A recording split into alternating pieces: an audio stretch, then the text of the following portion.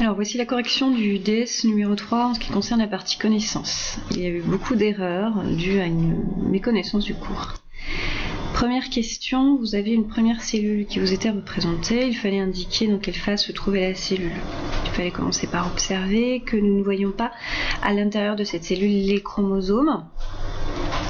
Donc si on revient des schémas que nous avions fait dans le cours, pour voir les chromosomes sur une observation microscopique, il faut que les chromosomes soient condensés, c'est-à-dire lors de la mitose. Donc nous ne sommes pas en mitose, et puis après, qu'est-ce qu'il nous reste? Il nous reste le reste du cycle cellulaire, c'est-à-dire l'interphase. Donc nous sommes en interphase, on ne peut pas savoir si on est en G1, en S ou en G2. Donc il fallait juste cocher que nous étions en interphase, c'est-à-dire ici, il fallait cocher simplement cette petite réponse-là.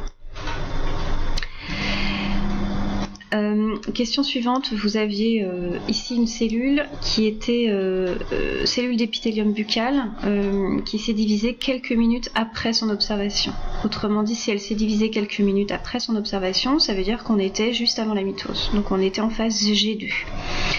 Ensuite, on nous demandait combien de chromosomes, enfin, qu'est-ce qu'elle contient, que contient son noyau. On pouvait dire déjà, en fait, l'expression N chromatide et N, 2N chromatide et N chromatide n'existe pas. Donc, ça peut être soit 2N chromosomes, soit N chromosomes. On est chez un individu, épithélium buccal, c'est la bouche, donc on est a priori chez un humain. L'humain, il a dans ses cellules, classiquement, 2N chromosomes, c'est-à-dire que tous ces chromosomes sont par paire. Donc, il fallait simplement cocher qu'il y avait 2N chromosomes. Question suivante, nous avions ici une photographie qui montrait une cellule, il fallait déterminer en quelle phase se trouvait la cellule. Je vous réfère au schéma sur la mitose, on était sur cette phase-là, donc cette phase-là c'est l'anaphase, et l'anaphase n'étant pas proposée, il ne fallait rien cocher.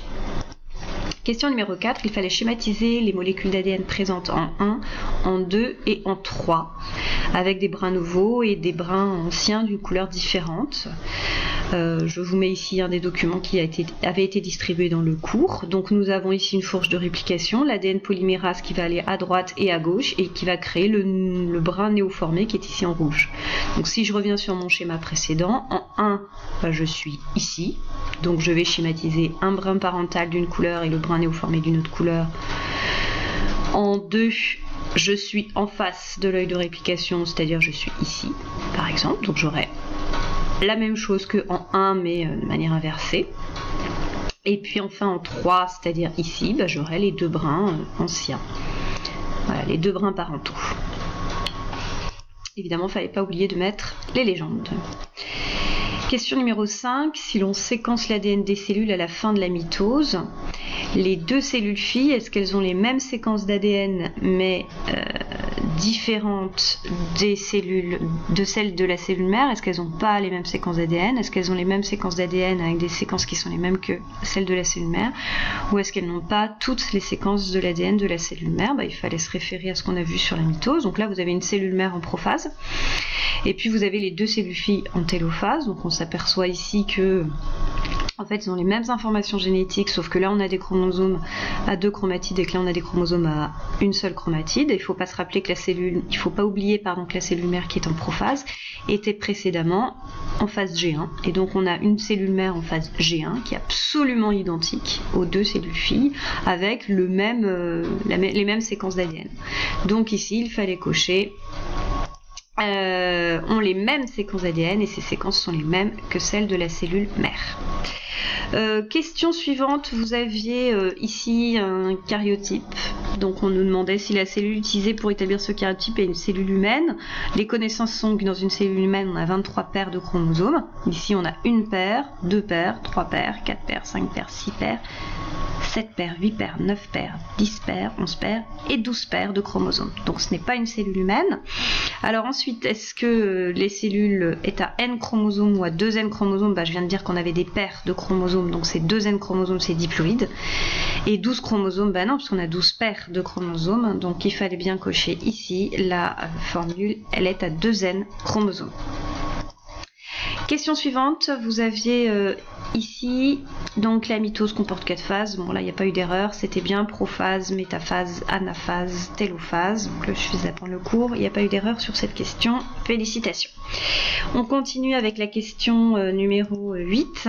Donc, la réplication est un processus. Alors là, ça me semblait une question assez évidente, mais il y a eu des élèves qui se sont trompés. Il fallait se rappeler que la réplication se faisait selon un mode semi-conservatif et que donc, lors de la réplication, il y avait une séparation des deux brins parentaux pour créer des nouveaux brins néoformés. Donc ici on avait un chromosome à une chromatide qui passe à la forme chromosome à 2 chromatides. Donc ici c'est bien les deux brins de la double hélice parentale se séparent et chacun sert de modèle pour la synthèse du nouveau brin complémentaire, c'est-à-dire qu'il fallait cocher la 3e ici. Et toutes les autres ne correspondaient pas. Qui se déroule pendant la mitose, je vous rappelle que la réplication se déroule pendant la phase S de l'interphase. Attention à bien connaître les cycles des cellules. Question numéro 9. Bon, celle-ci, elle a été réussie par quasiment tout le monde. Il fallait juste mettre que ça se réalisait selon un mode semi-conservatif. On ne peut pas conserver la totalité de la molécule initiale dans la molécule néoformée. Hein. Donc c'est bien selon un mode semi-conservatif. Et enfin la question 10. Vous avez ici, alors, bon là les erreurs ont été liées au fait que vous n'avez pas calculé la fréquence de mutation. Donc si je regarde les UV 30 secondes, je vais avoir 3 mutations pour 295 levures rouges, donc ça me fait une fréquence de mutation de l'ordre de 1%. Pour 60%, j'ai 2 mutations pour 156 levures rouges, donc ça me fait une fréquence de mutation de l'ordre de 1,5%. Et enfin, pour 90 secondes, j'ai une mutation pour 34 levures rouges, ça me fait un taux de mutation de l'ordre de 3%. Donc il fallait cocher ici qu'on avait bien la fréquence de mutation qui augmente lorsque le temps d'exposition aux UV augmente. On avait bien ici la notion que les UV sont des agents mutagènes puisqu'ils provoquent des mutations. Et puis après, il suffisait de regarder les mutations qui étaient ici. Et puis ici, on voyait qu'il y avait un T qui avait été remplacé par un G. Autrement dit, les UV provoquent des mutations de type substitution. Et la dernière proposition n'était pas correcte.